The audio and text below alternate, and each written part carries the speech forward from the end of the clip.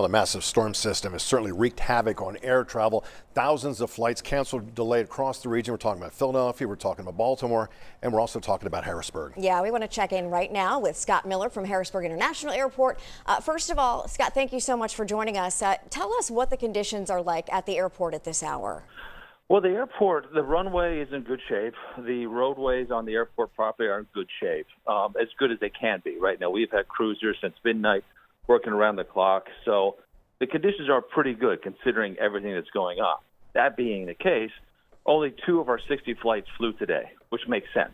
It's something in which, from an abundance of safety, the airlines canceled flights so they could actually recover faster than in days to come.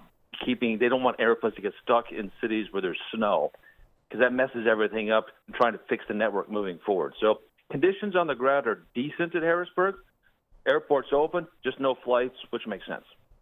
Talk a little bit about going forward in the days coming up, because when something like this happens and all of these flights are canceled and delayed and have to be rescheduled, talk about what the process is like for folks to finally get to those destinations and make use of the airports.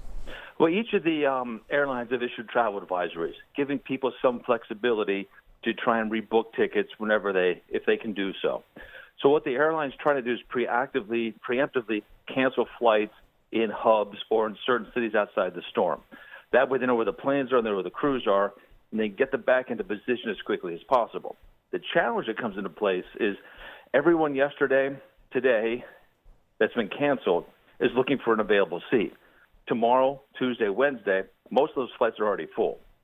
So it's going to take time to find people available seats to get them where they want to go. And that's the challenge. That's why it takes so long.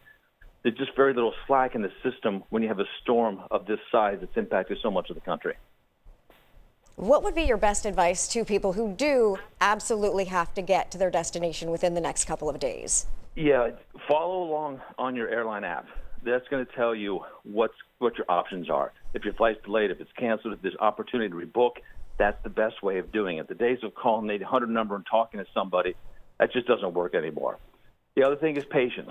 You know, that's hard when you have to be somewhere, but it's something that's just a reality here. You know, Mother Nature threw everyone a curveball here, which we expect. It's January. It's going to happen from time to time.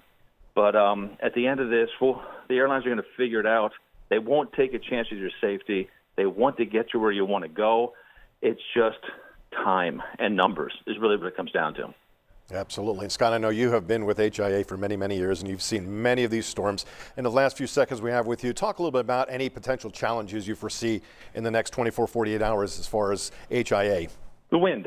You know, if the wind comes up and starts blowing, that's the biggest thing we're worried about, changing conditions.